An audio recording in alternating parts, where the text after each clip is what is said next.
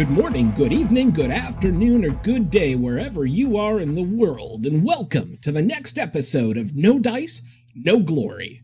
Sponsored by our jobs that actually pay us money, we're coming to you not at all live from an abandoned arms factory deep under a mountain in West Virginia. We are proud to proffer to you the finest in wargaming coverage. Without any further ado, let's get this show on the road.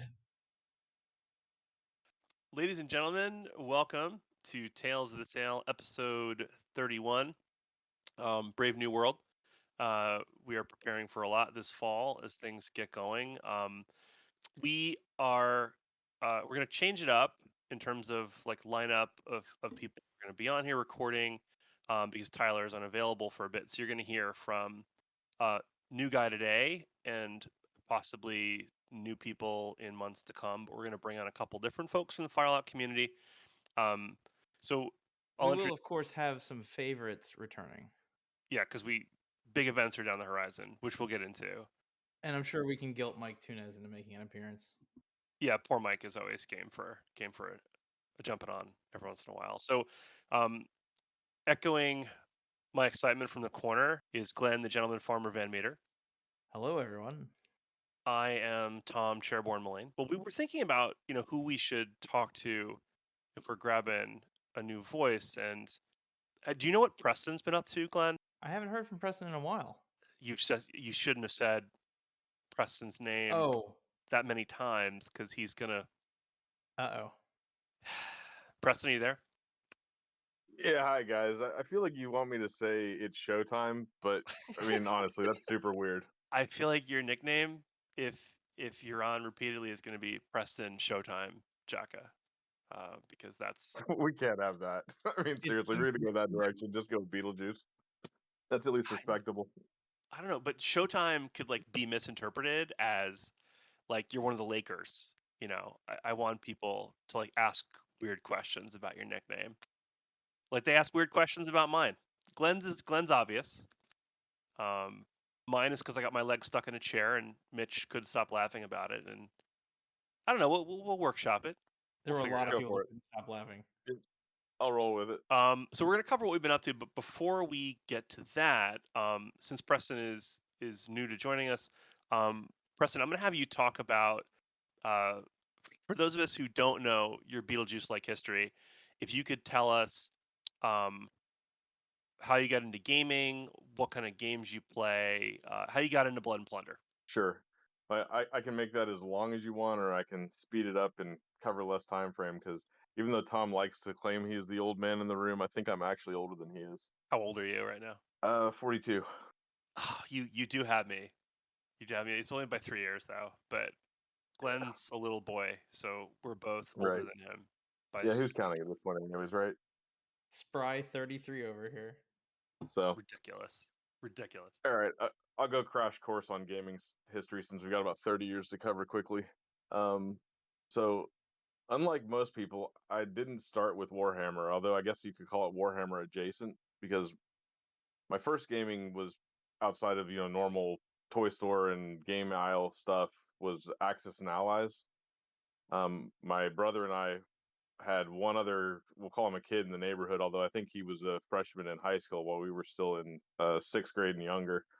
But we played Axis and Allies pretty much every weekend for the better part of, I think, my 6th grade year. Axis and Allies is a good gateway gaming drug, I have to say. Like, I've played many a game of Axis and Allies. Yeah, it got to the point where my brother and I were not allowed to play the Axis powers. So that's another story for another time. But from there, we jumped into Hero Quest. Got that for Christmas, and we played that until the dice were not readable. Hero Quest is one of my favorite games of all time. I want to buy another copy of it. I saw they made like 3D versions of it, like sculpted versions of it. I saw one guy's project of that. It was amazing. No, my friends played that. We made our own. Like, did you print your own maps and make your own stuff for it? No, we just played constantly through the campaigns and rehashed the campaigns and furiously died against the barbarian expansion and then put it down for a while and went back to other toys and whatnot. So what was your first painted mini, if those are the games that got you into tabletop stuff, what was your first time you ever painted something? I had a like kind of similar to a army man, the rubbery army man guys that everyone has Yeah. come in the buckets. I had I don't know if he's like a goblin or a troll or a hobgoblin thing, but my first attempt to paint something was on that because I didn't want to mess up the new box of 4th edition Warhammer Fantasy that my brother and I split funds on to purchase in the mid-90s. See, GW's been expensive for a long time. Even then, it's not just inflation. Yeah, but I mean, don't get me wrong. I'm not gonna say I'm not a GW fanboy. Still, I do collect the stuff. I still have a pretty strong interest. We did play fantasy for a little while, just mainly my brother and I. Definitely Hero Hammer days where we put probably the most characters on the table because that's the best way we could come up with points. But then from there it turned into Necromunda because we'd always been kind of into both the fantasy and the sci-fi side. And I had an older cousin that introduced us to cyberpunk role-playing game because my grandmother, being a middle school guidance counselor, if any of you watched Stranger Things, definitely the D&D is the devil sort of mentality was rampant, and that was disallowed. But cyberpunk somehow was okay. Not the satanic panic. Good lord. Glad I was born at the tail end of that. Yeah, I wasn't around for that really. From there on, we played some good rounds of Necromunda, and then found a couple other random people in the community that were playing other games, and 40K became the thing that kind of sucked us in. And from there, we played that for the end of high school kind of stuff when time was available. Did a little bit of that going forward, but it went to college, and that got harder and harder to get time, and the other interests entered into the fray. So, graduated from college, went to work, got married, didn't have much time for any of that. Tried to find a little bit outlet for some gaming, kind of went back into the board game realm of things with one of the local brick and mortars that was down where I had taken a job. Things keep going forward. No real time for miniature gaming, but had my first child, kind of dropped out of computer gaming, realizing that I didn't have time for that either. Put a lot of effort into initial job stuff. Kind of moved back towards the area where my parents and my wife's parents live, and tried to re-link up with some high school friends and some college friends in the area, and tried to rekindle some of that old nostalgia of the tabletop wargaming. We were getting together maybe quarterly or maybe every 6 months, but it kind of fizzled out as more and more of us had kids and young families. So then I'll fast forward a little bit to 2018. A friend and I, I'm going to drop a name on the podcast, Adam Johnston. He and I've been friends since high school. We went to Historicon for the first time. I guess it was really fall in, but demoed a Firelock game, and we're like, yeah, we'd heard about this, and that was actually a lot of fun. So we bought into it right then and there, and started painting on it, which is the first miniatures I'd painted in years. And I've kind of kept a steady clip since then, trying to attend tournaments and events, and signed on to be a quartermaster, realizing that it was a really fun game. I enjoyed it, and it kind of rekindled my hobby interests. So Firelock got you back into it, basically, from where you were. I think it did. I mean, I always had interest in terrain and other miniatures, but it's been the thing that's kept me most engaged for the longest time. And I've, like I said, I've got a series of miniatures that I've been painting, and it's the longest streak I've been painting since getting back into the hobby. Now, I've been to Preston's basement, which is impressive. Like, if the world were to end tomorrow, Preston's basement would be like an archaeological site for gaming. He's got so much terrain and minis and stuff, and it's all super well organized. Like, Well, I wouldn't sell yourself short, Glenn. I mean, yours is an archaeological dig, but more like yeah, well, in a Pompeii kind of way. yeah. Mine would be a dig. Preston's is like well organized. It'd be like walking into a museum that somebody just hadn't been in 30 years. Yeah, so if yours is the dig after the disaster, Preston's is like opening King Tut's tomb. So it's like it's all organized. Yeah. All the treasures are there. Okay. Okay. Yeah. And we always joke on this podcast about summoning Preston by mentioning him because he does so much quartermastering stuff, and him and Glenn have partnered up on a lot of events and things like that. That you guys are always bumping into each other because you guys are relatively close, right? What are some of the most recent events you guys have done?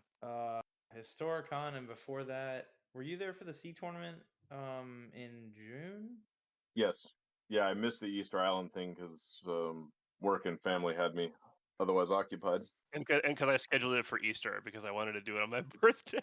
We were teaming up, and then the whole thing in Florida, or it was Florida, or the whole thing in Florida happened last year, and that kind of threw everything out of whack. Yeah, it took me a while to recover from that disruption. I mean, I'm glad I did it, but if anyone's wondering what that reference is, I was at the condo collapse in Florida for several weeks, and it really set off my schedule being gone from work for the better part of a month.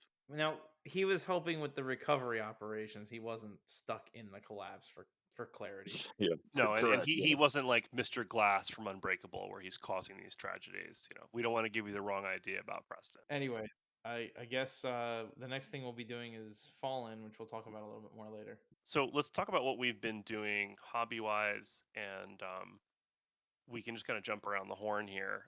So I have spent most of the time since Historicon getting my Irish Saga army painted, of which I have basically 4 points worth of guys at this stage, and I have maybe another 8 or 9 points of levies and all sorts of guys carrying spears and shields and things like that.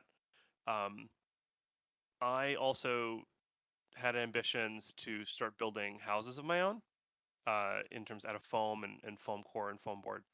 And so I spent the last week and a half or so following Dexter Hyde's tutorials from the Plunder Den on how to make docks. And I finally bit the bullet, finished assembling them with a hot glue gun, and then followed along with his painting tutorial. And they work great.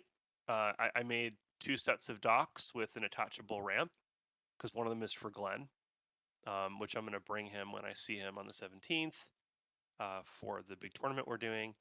And I've started working on a stone house because I got some of those rollers you can get, like the hard plastic rollers, where you can press them really hard into dollar store foam, and it creates the imprint of it that you can then paint on top of it and lay it. So I'm curious how it looks like when the paint finishes drying on it. But for right now, the definition on it is better than I would have expected for something that's just a piece of plastic that they pumped out of a 3D printer.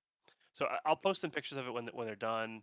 I sent some pictures of the dock that I made to Dexter Hyde's page, and it will probably be playing a lead role in some of the tables we set up when we head down there in September. But other than that, I've mostly been getting ready for the school year to start. This will be my 17th year teaching in New York, and I have 4 unique classes, so I have to do more prep than I traditionally would. We also have had some trouble setting up a new learning management system since we're transitioning away from Google to Schoology, and it doesn't seem like they have all the bugs worked out just yet. So when we show up on Tuesday, 2 of my classes will not be loaded, and I'll be unable to assign any work to 50% of the kids that I have. But I don't know. I guess they'll figure it out sooner or later. And in the meantime, I'll just do the best I can with the tools I've got. So, Glenn, talk to us about what you have been up to. Well, the most gaming related thing is last weekend last weekend for the recording, but on the 27th of August, I did get to go to Critical Hit Games and host my convention game. I didn't get to do a lot of prep work for this recently, so some elements were still in store camo, but surprisingly, I was able to field most of what I needed out of my collection as was. Only a couple of proxies and a few unpainted minis. But the test went great. The game is split into two halves. One where the pirates are trying to sneak up on the town and get in to the docks, and then the second one where they're trying to actually go through the town and make all the money. It was a very interesting result in that the pirates overwhelmingly won the first game. The Spanish are at a disadvantage in the first game. They're supposed to really just be a speed bump for the pirates, but the pirates did some ingenuitive things that I hadn't anticipated, and it was a great game. We also used the new cannon rules, which was great because there was a trio of heavy guns manned by Spanish militia artillery up on a cliff, and they definitely intimidated some of the pirate ships. And I will say that the new cannon rules were very effective there, and we'll go into that a little bit more later. And then the second game, the pirates got off the ships and promptly ran into an invisible brick wall that I didn't know was at the front of the town. But they just absolutely failed to do anything. The dice went extremely cold. The Spanish got all sorts of advantages suddenly that kept the pirates from doing anything. Not advantages I gave them, just like, some Milicianos roll up and just slaughter half of a pirate unit, and the pirates aren't recovering from that. It was just bad. So it was rough on the players. And then I've got two big pieces of life news. One, I just got a 3D printer, so I'm going to be experimenting with that, but that's going to mean a lot of real fun things for us as far as pirate and other Firelock related toys. I'm experimenting with terrain and all sorts of things. So you're saying you just picked up another hobby? Yeah. Two new hobbies this year: smoking meats and 3D printing. And the puppy. Don't forget the puppy. That's not my hobby. It's gonna be.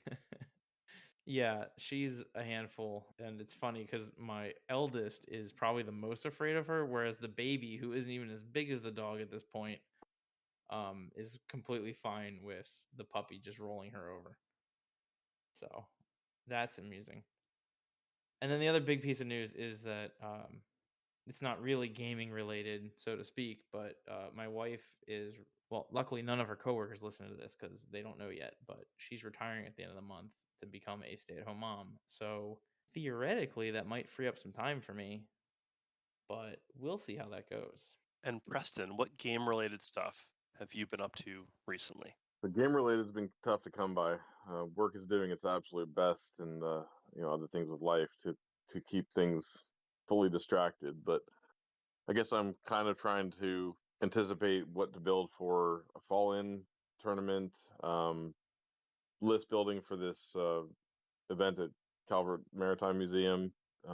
Still trying to finalize some details to make sure I can go to that, but get that list and anything needed to be painted on that finished up. So I'm kind of picking at some odds and ends and loose ends that I have. And I'm similar to you, Tom. I've been working on a Saga army, but I picked up Age of Crusades, and I've got a Spanish force because a friend of mine and I decided we were going to do Iberian Peninsula as our focal point. I'm planning on collecting multiple armies, and I remember when Glenn and I were first running around buying way too much stuff at one of these cons, he mentioned that you were getting stuff for one of these eras, and I think, for the record, I would never. Of course you wouldn't be such a purveyor of things that cost me money. But I'll probably get I'll get some of the Muslim armies because I'd be down for that.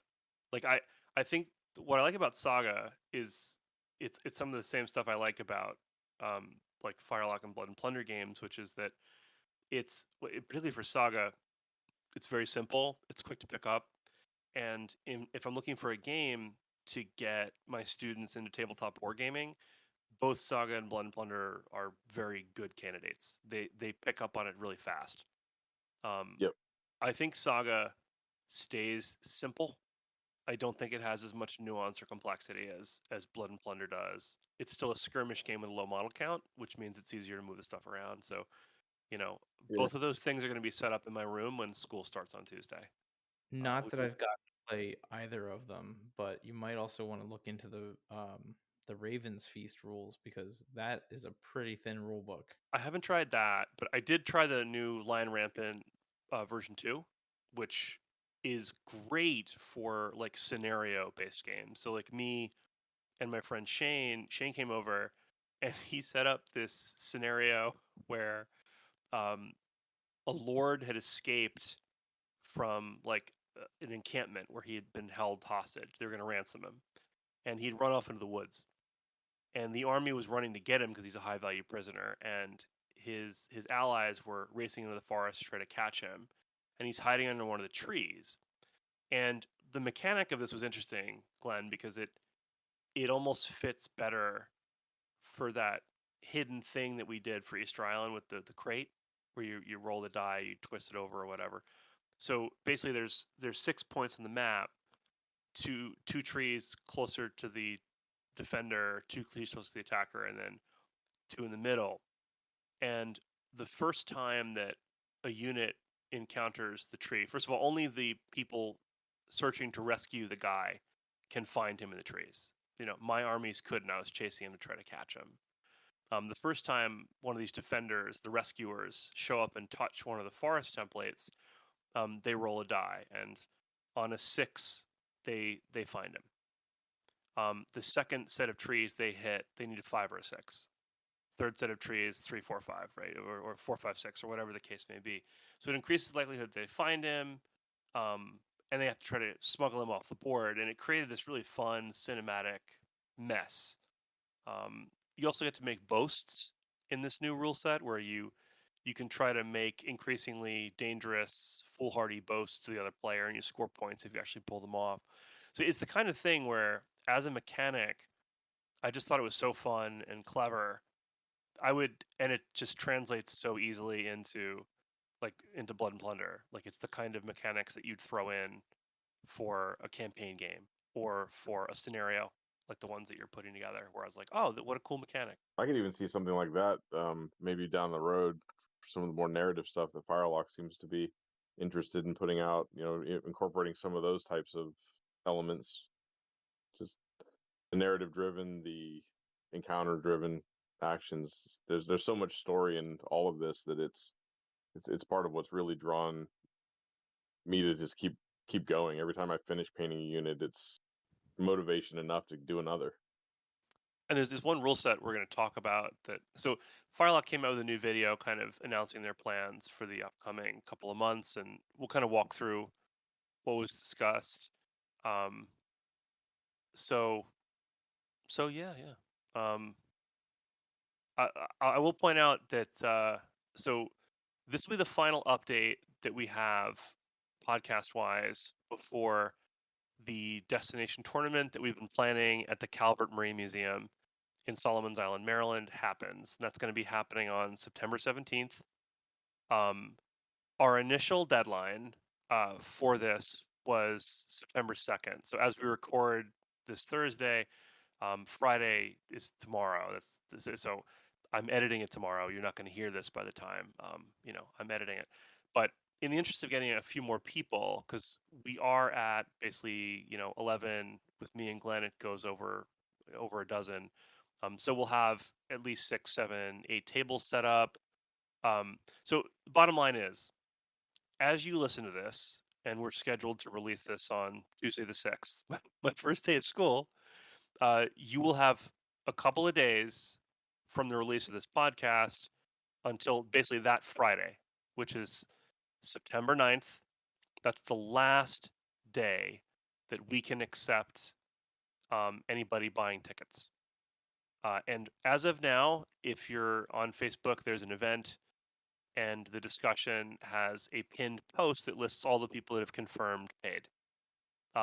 In the description for this podcast, I will post a link to the Google form that I'm asking you to fill out, and you're going to send basically $40 to me over PayPal, so I can use that to pay the venue.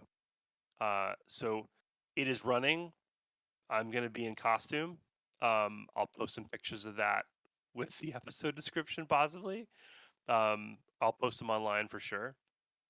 It's $40. It's a 100-point land tournament. We're going to bring some ships to display.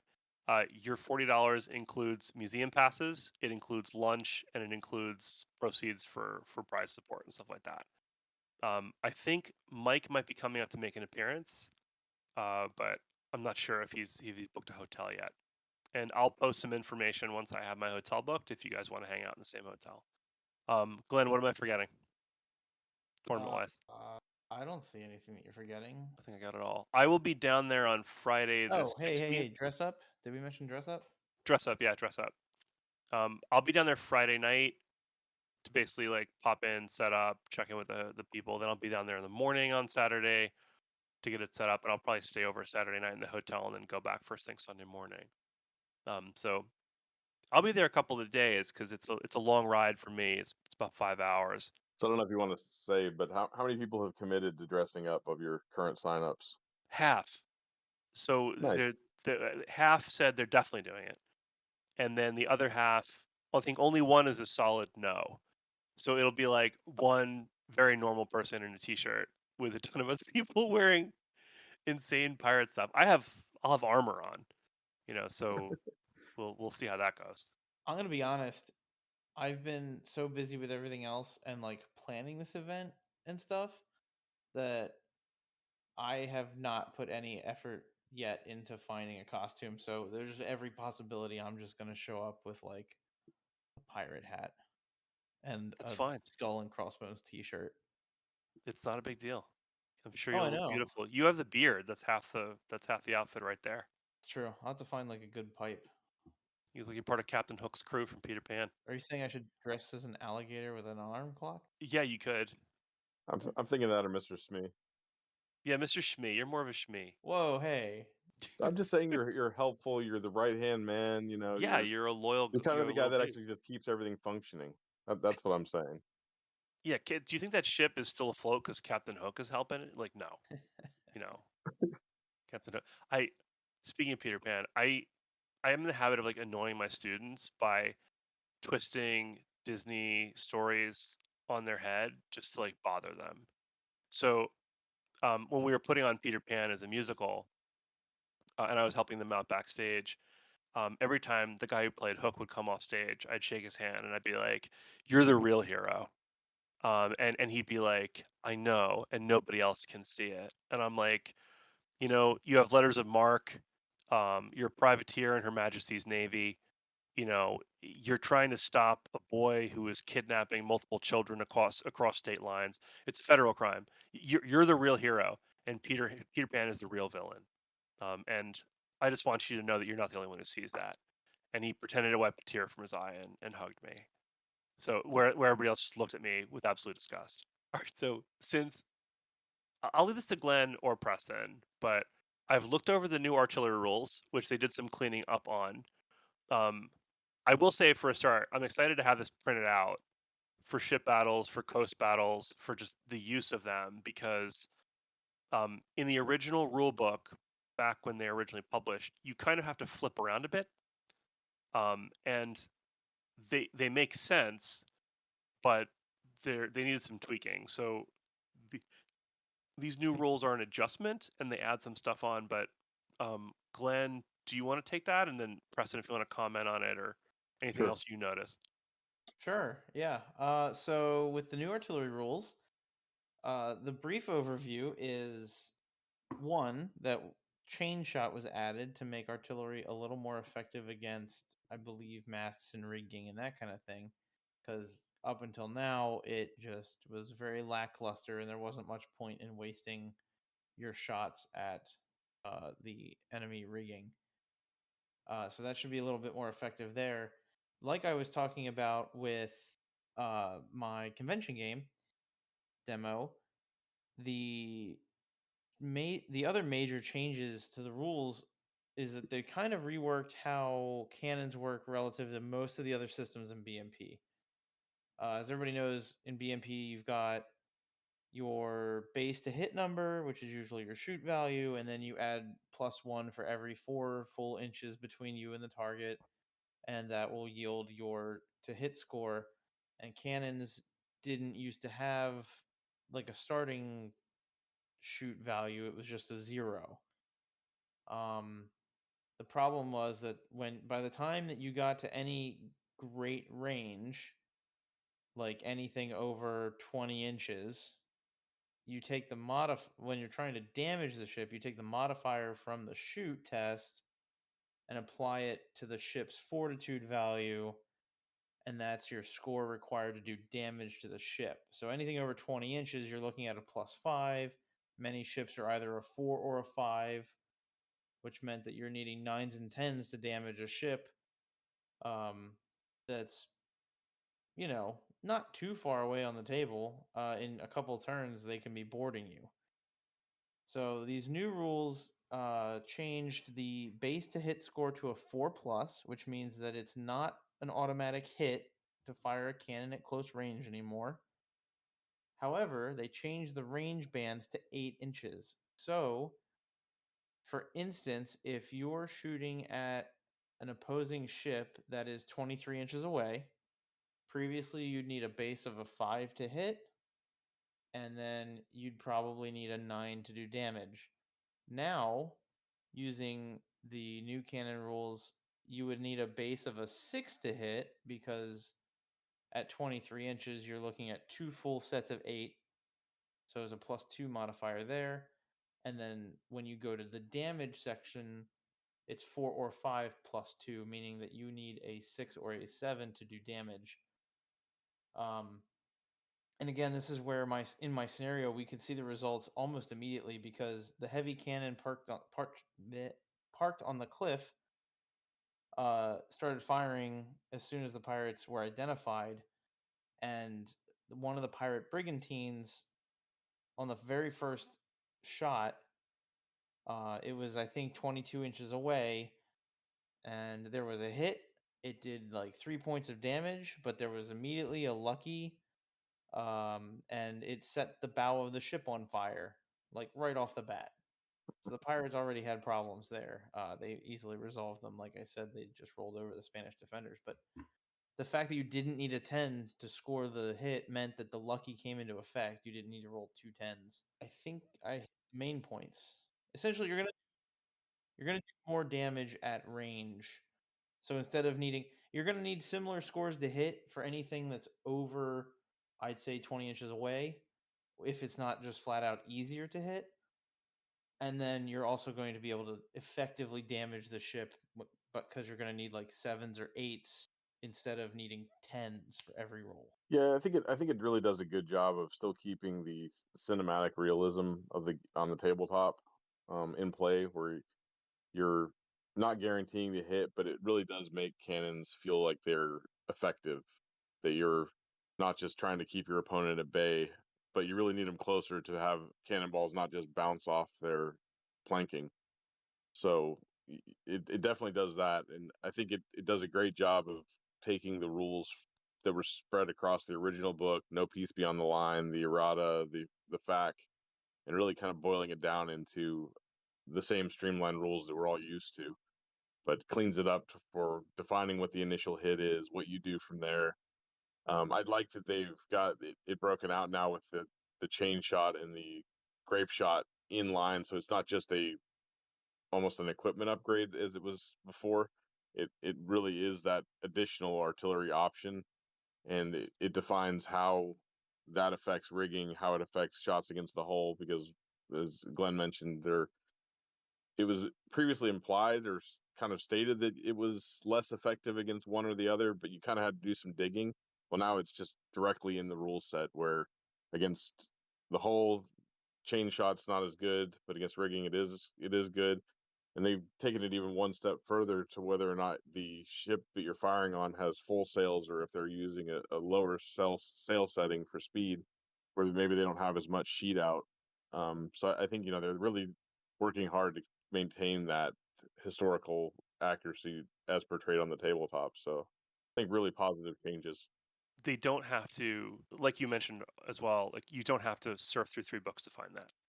It's in one spot. Absolutely. And the other thing they mention, which is a good transition to the next thing we're going to talk about, is that in all of the new rule books that are coming out as part of the Kickstarter, this is all compressed into one spot. Like they did a cleanup on the rules. Yeah, I was just Um, I was just looking around trying to find where I had that confirmed by, I think, Liam Taylor. Yeah, I But forget where I heard it, but that's what I remember being told that at some yeah, point it in the has come last up in month. several of our conversations with them. Yeah, I think Mike even mentioned it at Historicon. Speaking of Kickstarters, that brings us to our big topic of the evening, which is to talk about Firelock's new video because Mike Tunez and company got on and kind of gave us the rundown on what to expect from Firelock, and they even opened themselves up to viewer questions, which we are humbly sorry to the poor overburdened media curators that were employed by Firelock's community because Glenn proceeded to be Glenn and he asked a bunch of questions that he already knew the answer to be a troll, and Mike dutifully answered them even though he Yes, didn't have to. I'm So sorry, Lily. You don't know me for the troll that I am, but Lily deserved better. she Yeah, did. So that's all right. I think Mike recognized your shenanigans very quickly and put a stop to it as he best did. he could. Yeah, Mike's no fool. I was trying to rib Rufus a bit, but it was taken as a serious question. So I'll start off with what they mentioned in the beginning, and then I'll let you guys kind of run with the rest of it. But so the Kickstarter, which we've waited a long time for, we've talked about quite a bit, Raise the Black, will be arriving, barring future international incidents. Like I feel like while the ship is pulling out of Canton, the Chinese are just gonna like invade Don't Taiwan. invent a crisis. Come on. And I think the most likely event for this ship is going to be an actual act of piracy, and the most likely act there is Mike Tunez himself boarding it to find his stuff. that's fair. I mean, he's got the boat. It would only take him a few months to get out there. So the Kickstarter is supposed to be arriving in late October, but or between late October and mid-November is what we've been told. And as somebody who ordered close to $500 worth of stuff, it's, so many models are going to show up at this house. My wife is going to be so disappointed in me, and I don't care because I'm going to be painting stuff for the next 3 years of my life, given the pace that I currently paint at. So I'm excited for the stuff to come. The sculpts are ready. They're ready. We're seeing the artwork getting posted. It's getting close. So, we've heard it before, but it's on the boat. It's getting loaded. It's on its way. So hopefully the next time we broadcast, we'll have a definitive date and the stuff is literally en route and people have started receiving stuff. But we'll see. We'll see how it goes this month. Yeah, speaking of the new deadline or the new anticipated arrival rather, I was listening to the New Year's resolutions podcast we did because I was like, man, I should probably make sure that I have these done and give myself time to do them. And I only made two, one of which was to build and paint an entire starter set, which if they arrive in November, I'm just going to go ahead and say that's not going to happen. Because we were anticipating them arriving in May when we made that. I think you're underestimating yourself, man. Come on. It's still possible. Oh no, no, no! Yeah, Glenn, and even if I you can't. don't do that, you're still going to wind up ahead of me because we've already talked about what my list entails. And I have not come close to completing more than half of those. I have some time to remedy that, but I'm running out. So we'll do kind of an update on that probably next month, but I'm hopeful that next time I have an opportunity to talk about it, I have more stuff to proudly report out as opposed to shamefully explain. What do you know about the Barcalonga, Mr. Preston? It's going to be fantastic. It's easily going to be my new favorite ship. So it's a smaller vessel, similar in size, I guess, to the Bark, which similar name but different function, and the Tartana. So I've definitely played a lot more of the smaller ships, although I do have a couple of the larger ones painted. But the main feature of this one is it's going to have the the galley ability similar to the Piragua, and its other distinct characteristic is it's going to have bow chasers. on a relatively small boat. That's Ooh, going to cool. be Okay. pretty amazing. I'm excited to try more of these smaller boats because I a lot of things clicked for me when I finally had an opportunity to play in a sea tournament at Historicon. And while Andy was sending my boat to the bottom or boarding it and setting fire to everybody, I learned a lot. I learned how the cannon rules worked. I learned how to kind of steer. You get a feel for just how differently some of these ships play. There's just so much variety and color to it. It's really pretty cool. So I'm excited to test out the new ship. Yep, absolutely. The other thing that was mentioned in the early part of it is that Joe Forrester and Liam Taylor are at it again. They are going to be doing another kind of smaller scale expansion for Blood and Plunder that they mentioned is very focused on like characters or narrative stuff. So, which Fire on the Frontier was as well, but this one builds on the world a bit more. It's basically Anglo-American New England pirates, and it also they mentioned stuff referencing like African ports, the Portuguese, maybe some Indian Ocean stuff. So you're going to get a smattering of famous characters from outside the Caribbean and from outside of the traditional ports where we've heard um, North American English sailors popping out of. And we'll start to see that. We'll start to see previews for that as soon as Liam and Joe want to show them to us, I guess. But they're in the process of writing and researching, and they do their homework, as evidenced by the last expansion. So I'm looking forward to whatever they want to put out. Preston, as the Heroscape guy, Wait, did they say what exact time period they're looking at? I think it's supposed to coincide with the Raise the Black time period. Okay. So it'll be a little later than what we've traditionally seen. You'll see some later scope stuff. I was asking Preston. So you've been following the Frontier stuff closer than I have, but do you want to talk about like what Frontiers is and what they're shooting for with that? Sure. Yeah, Mike sent me a kind of a read ahead of an older set of his in progress rules. Pretty far along. I know he's got some playtesting that he wants to finalize and some campaign progression, but it's really a system to drill down on kind of the already small skirmish scale that Blood and Plunder plays at, using your existing models, using your existing stats and rules, trigger words, if you will. And from what I understand, it's the intent is to play on a smaller map, maybe even like a 2x2 board, and have a progression campaign where you get some real character development amongst your warband, your party, however you want to term it, your crew. So I think it's going to be very narrative focused. It's going to be kind of a campaign progression campaign flavor. And probably could also be one off.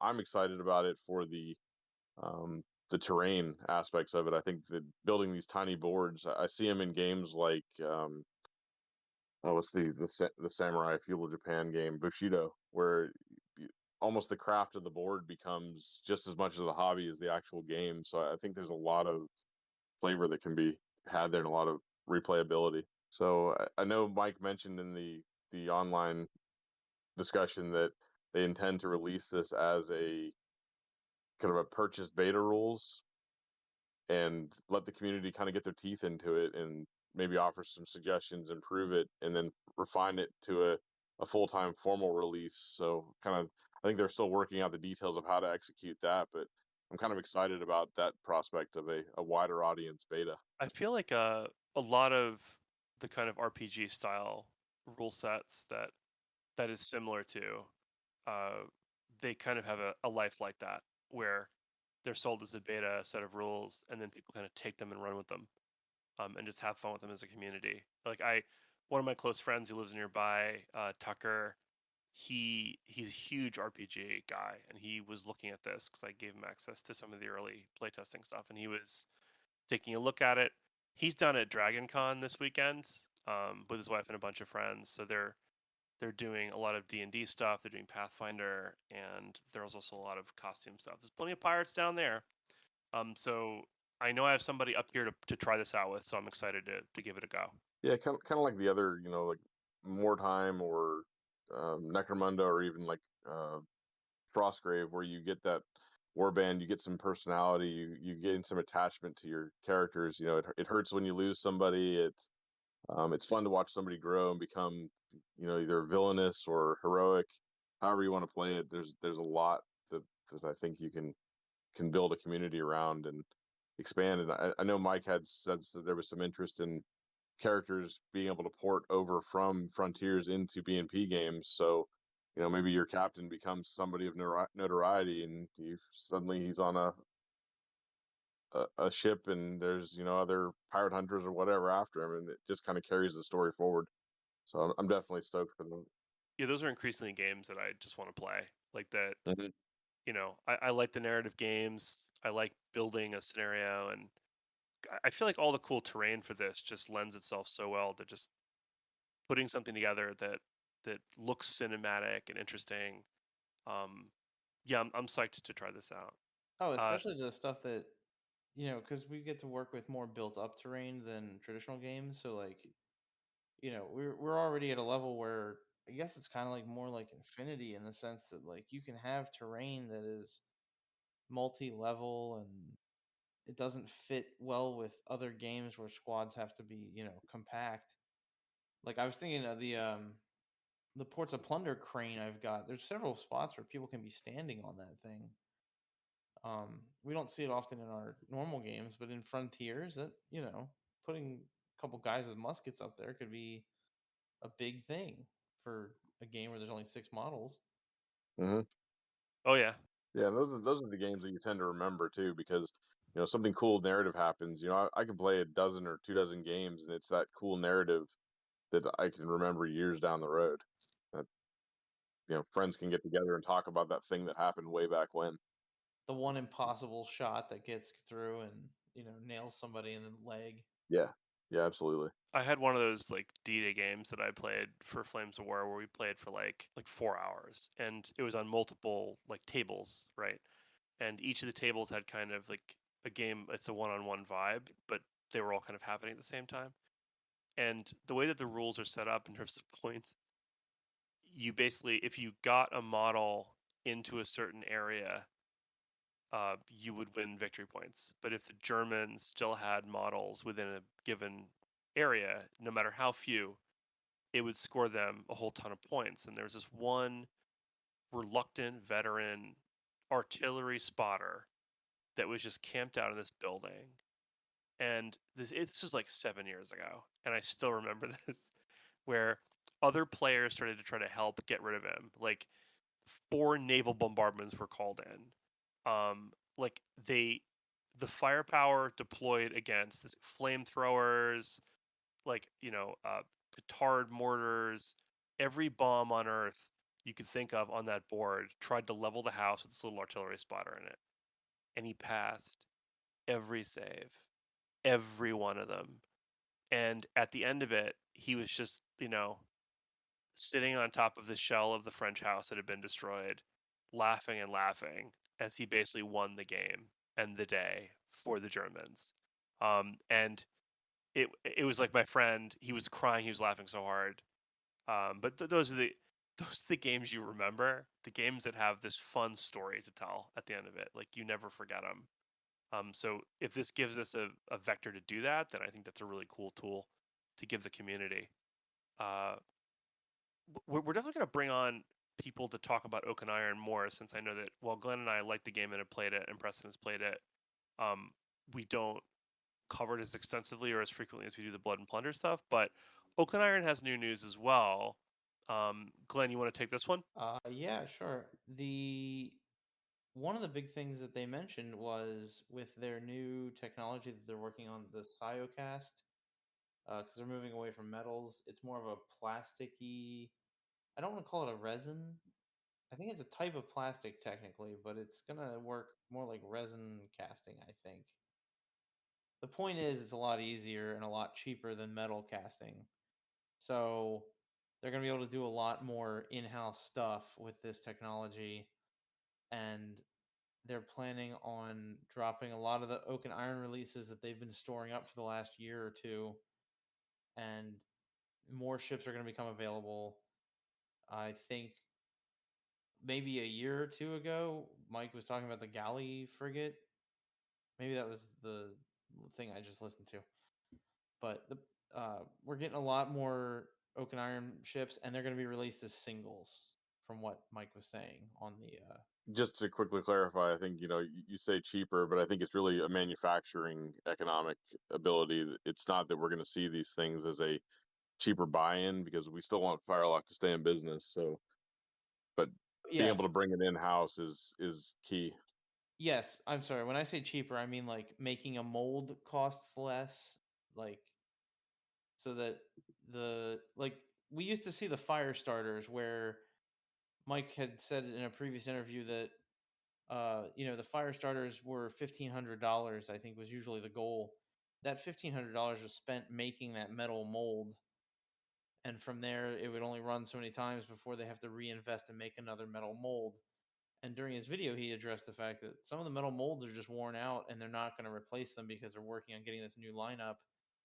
So the mold costs are so much lower that they're going to be able to make a lot more unique figures um, without having that investment barrier of having to put out an expensive mold for those figures.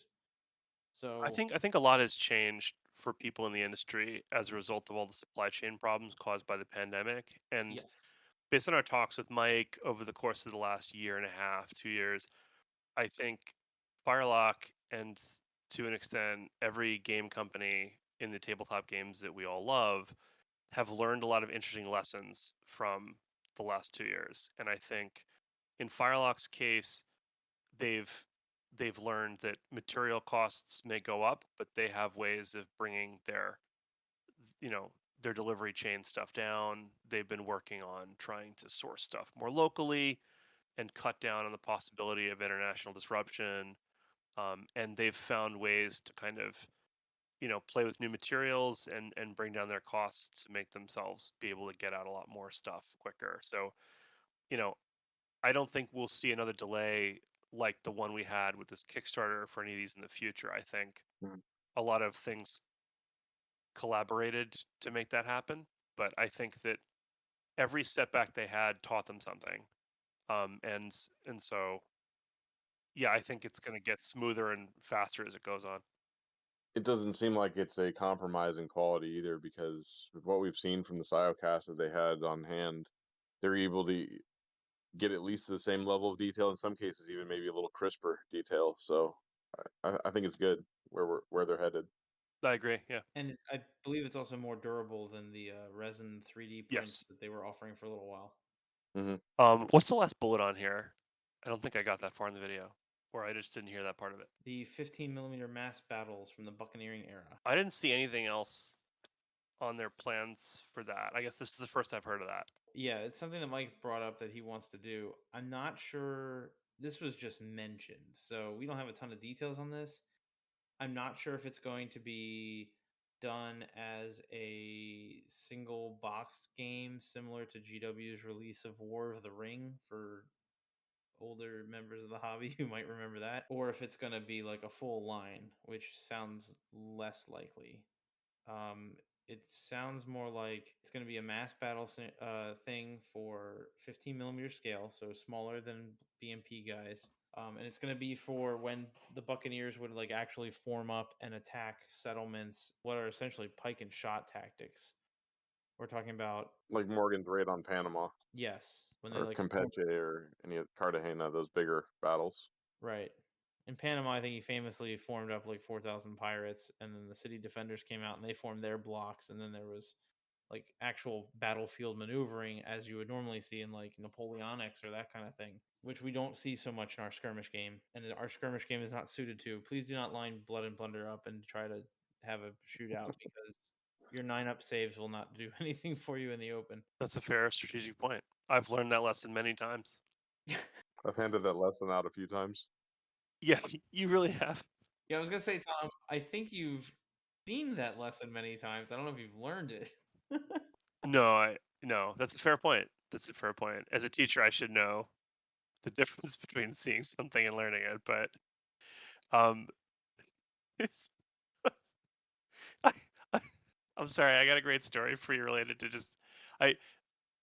My mom once had this famous quote. It says, "You're never too old to stop learning," and it came from.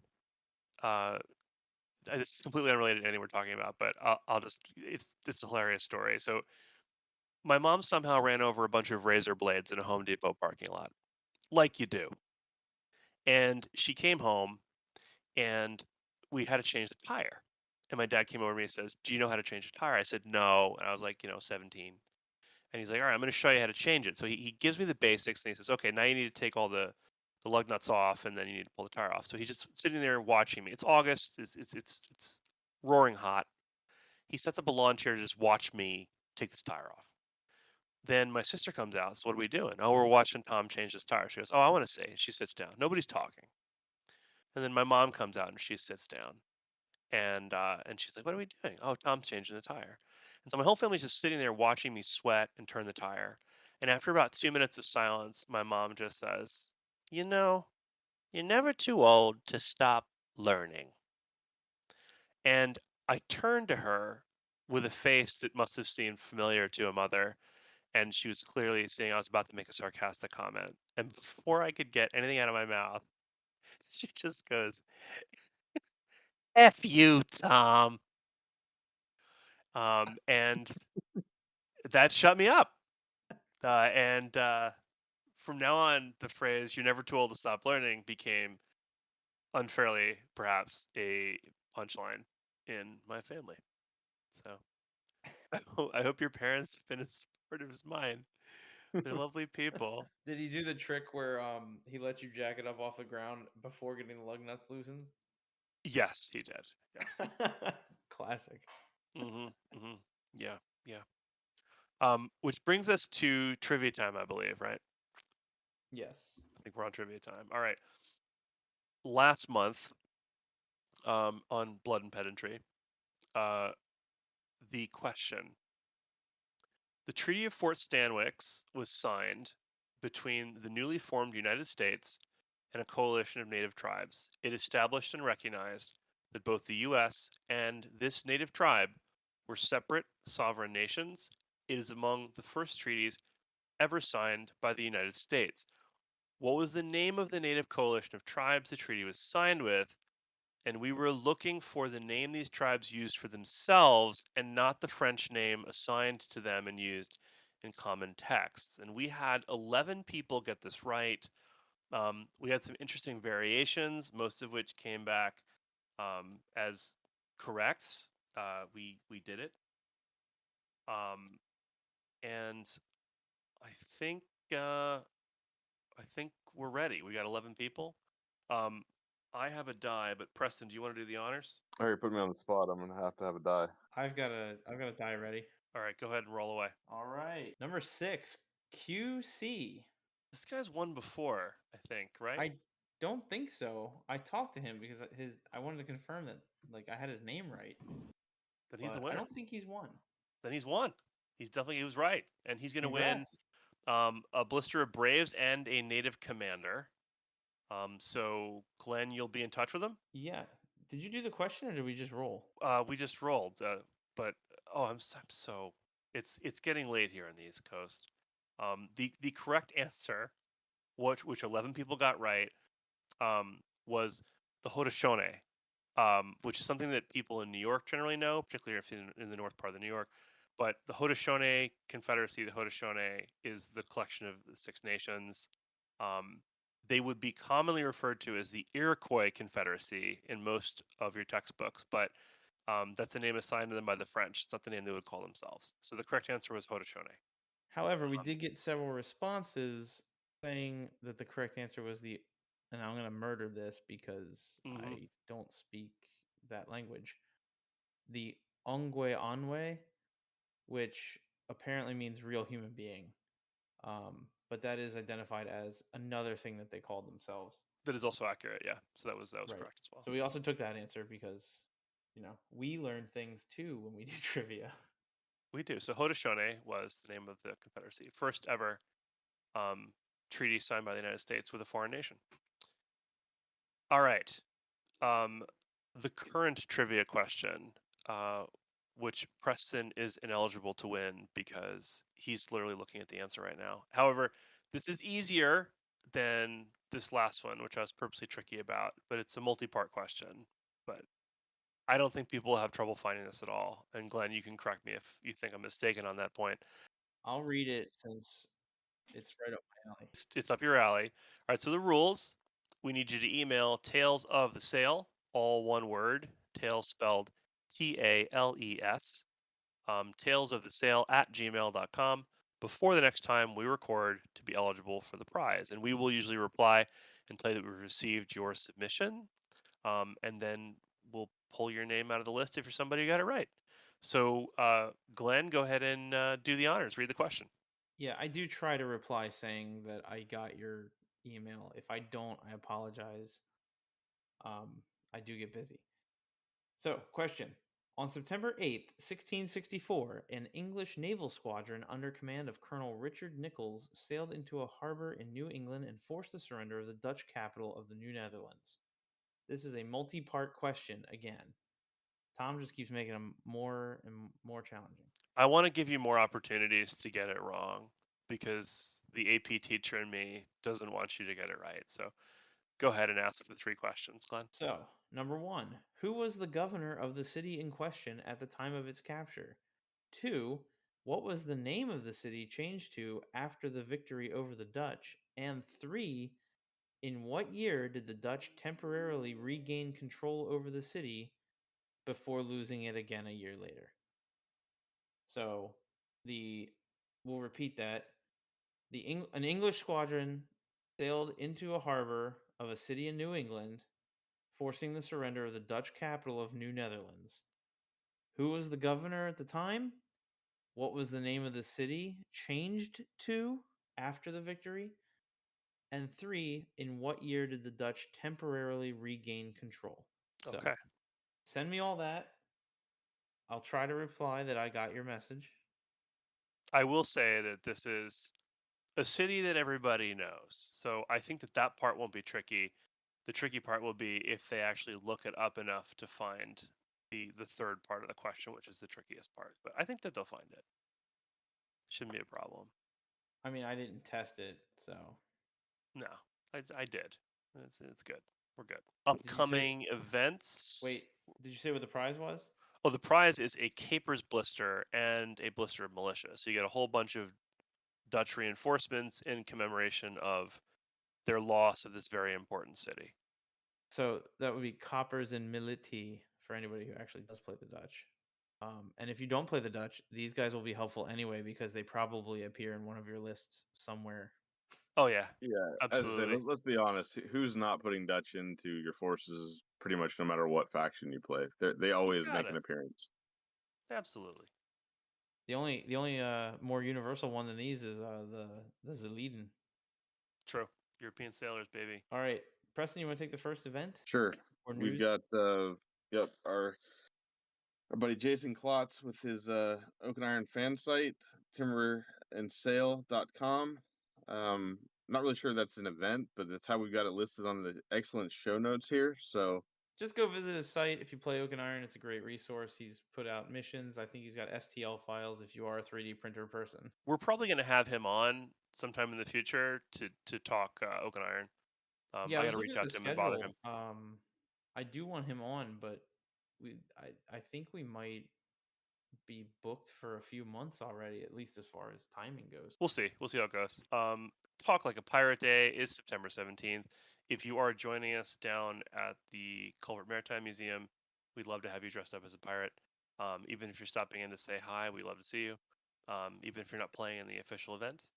Again, you have until September 9th, Friday, to get your registration in. At that point, we're going to close registration and publish the final list.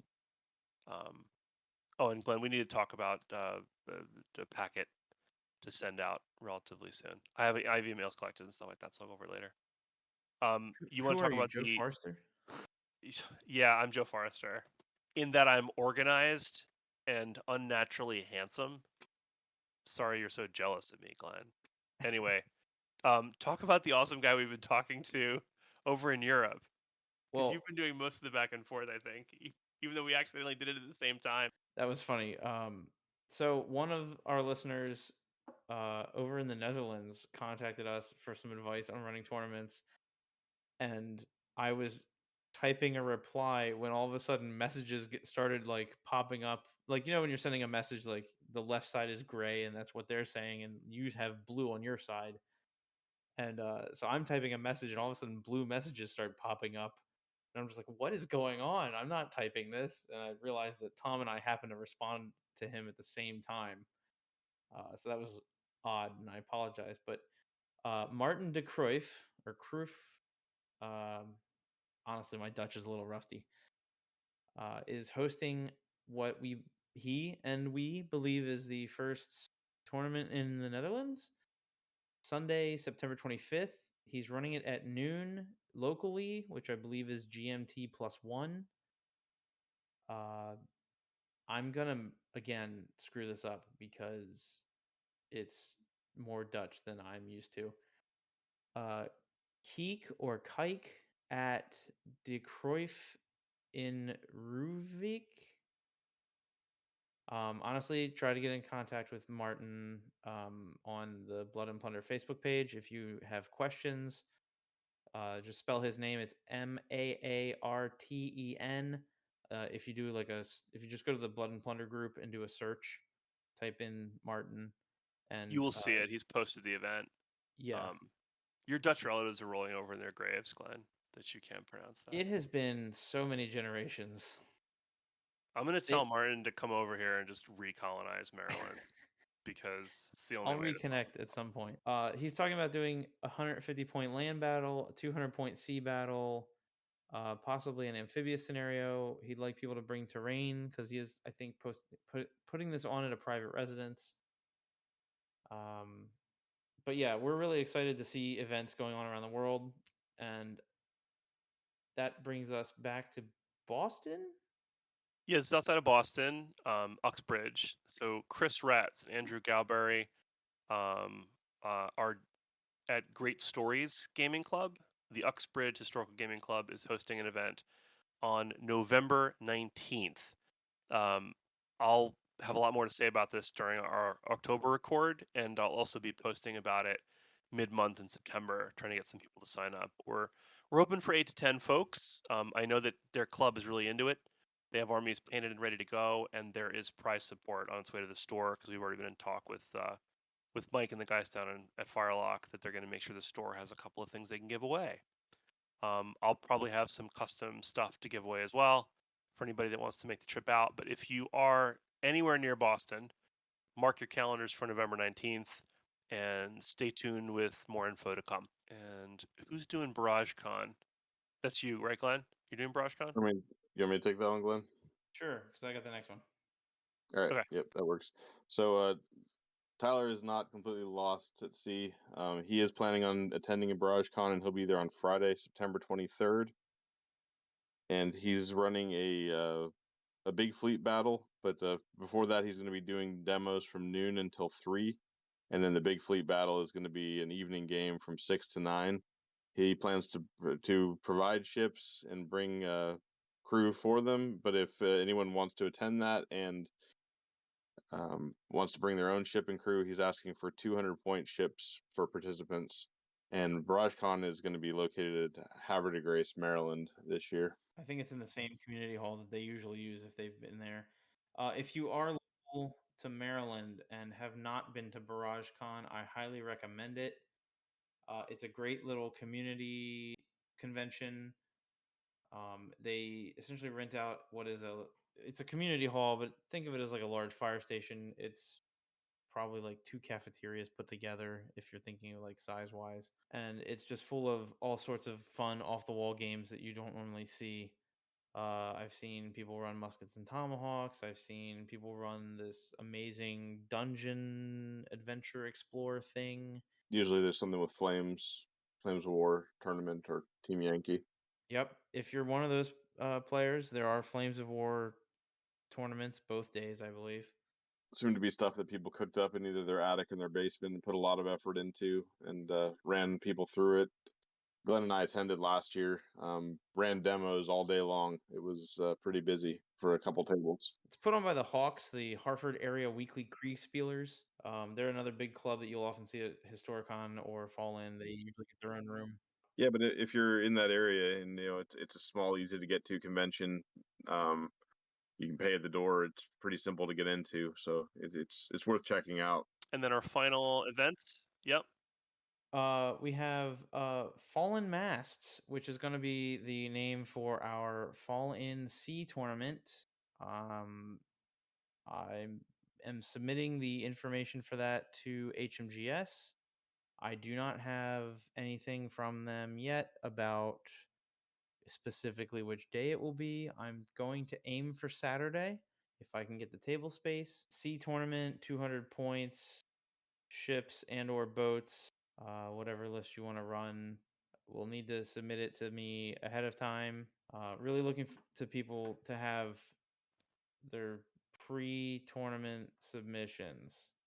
I'm gonna try and start getting a little more strict about this as we go on. Are there any other details from like the last any lessons learned from the last one that we need to apply now? No, I think to kind of reiterate something you said, our need to kind of solidify numbers early is mostly based on the logistical difficulties that come with accommodating somebody late in the game. Where if it's always one or two people, it isn't usually a huge issue. But the bigger these things become, as I expect they will continue to grow in terms of numbers of participants, it becomes quite a headache to try to accommodate people jumping in at the last second. So we'll do our best to communicate very clearly to people like when deadlines are and remind you, because I know that there's a lot of stuff that gets easily lost in the shuffle. But if you hear of events that are being promoted on our podcast or things that are being published, express interest early and ask questions and make sure you register as soon as you can, because it really helps us out as organizers, because we're happy to do it, but it comes with its own headaches, and anything you can do to decrease those for us, we really, really appreciate. So Yeah, if you have any interest at all and you're not, even if you're not sure you're going to make it, just drop us a line, send us an email, contact us on the Facebook group, whatever. we would rather have planned for you to come and then have you drop than the other way around, because that way I have the stuff and I'm ready to go. You know what I mean? So Yep. So for like a Historicon, I was doing the sea battles and we had 2 walk-ups last minute, and I had to come up with an extra sea mat, which I didn't have at the time. So like I had to find an extra table, clear it off, get a mat from somewhere, put that down, and like I can't even imagine trying to come up with an extra land table of terrain. yeah, we want you to play, and it's just that we make it easier for us to make it easier for you is the way I would phrase it. I'd rather have the extra tables set up and not use them than be scrambling to put one up. So bingo. Don't mind that at all. Don't mind that at all. And I think it's fair to say too. I mean, this community is really starting to solidify, especially on the Atlantic coast, Mid Atlantic area. Like people come to play, and this we want it to be something people look forward to. So if it's easy, it runs as expected. It's just going to continue to grow and be more of a positive experience. So the more we can all help to make that happen, the better this is going to be. I will also say, as kind of like a parting thing on this topic, would be we are going to hit a point where we kind of cap out, and I would hate to have it be a circumstance where you want to come and play at the last minute, but we have to boot you in favor of the people that did sign up early. So, it in many cases it won't cost you anything to just tell us know that you're coming, or it's like $10. And in a case like the destination tournament we're running, next month or in 2 weeks, 3 weeks, it's a matter of just cost. Well, we need to cover our costs and make sure that the venue gets paid. So we need to know you're coming in advance so we know how much to set up, so the museum knows what to do. So we look forward to seeing everybody. We're gonna have a blast, but try to let us know sooner rather than later. This Friday is your last day for that particular tournament. I'll also mention, we've in this new and upcoming event section, we have talked about events in 4 states and a separate country. So if you are somebody in the area who listens to us, if you're somebody anywhere else in the United States that's looking to build a community or try to bring some folks down to your local gaming store to try this out with you for the first time, give us a ring, send us an email, or post on our webpage and say, hey, can you give our club a plug? Can you give the store a plug? We will, without hesitation. It doesn't cost you anything. We just want to help drum up support for the hobby and get more people playing. So if you have something, pay attention, because we will post before we record so that you'll have a last chance to either answer the trivia questions or to get us information about any events you want to plug. Oh, speaking of, the Talk Like a Pirate Day on the 17th, the Saturday of, I believe there is something going on over on the left coast in LA, or that was also advertised in the Blood and Buccaneering page. Oh, yeah. I It's didn't write it there. down. Look for it. I'm not crazy. I was having trouble finding it the other day, but I know that they're running something for Talk Like a Pirate Day out there in one of the major Californian cities. There is stuff going on all over the place. And again, we're happy to advertise for anyone who wants to reach out. By the way, official Talk Like a Pirate Day is actually on September 19th, which is a Monday, and a perfect opportunity to let your coworkers know exactly how dedicated you are. Yeah. I mean, I'll be doing that. No question. Mine will know. Yeah, my kids will know. I don't have any kids to embarrass, so I just have to embarrass everybody at the place of work that I have. Are you going to wear your conquistador costume to school? Oh, yeah, absolutely. Excellent. No questions. All right, Glenn, that takes us down for the night. It's pretty late here on the East Coast. It's a school night. I have to go in tomorrow. But Preston, we really appreciate you hanging out with us this late. Because I know it's late for you as well, since you and I are both old and Glenn's a young man. But is there something we need to say to send you back to that waiting room, or? No, I like having him around. I don't think so. No, I appreciate you guys having me on. I enjoyed the interview you guys did last month with Andy. Looking forward to who you have on for the next couple rounds and kind of get some more of the community voice out there. Andy posted that his podcast that he normally has just did a review of a pirate TV show.